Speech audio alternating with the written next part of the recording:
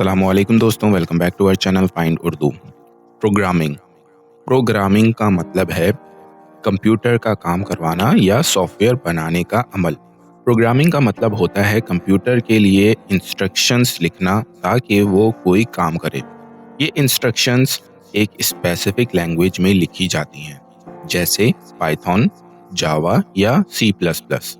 इस प्रोसेस में सॉफ्टवेयर और एप्लीकेशंस बनाए जाते हैं जो हमारे मोबाइल फ़ोन्स, कंप्यूटर्स और वेबसाइट्स में यूज़ होते हैं।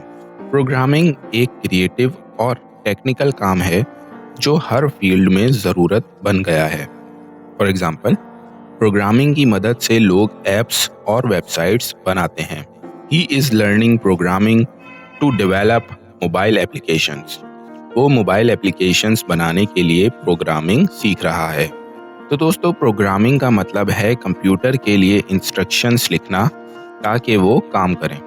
उम्मीद है अब आपको प्रोग्रामिंग का मतलब समझ में आ गया होगा। मिलते हैं नेक्स्ट वीडियो में। शुक्रिया।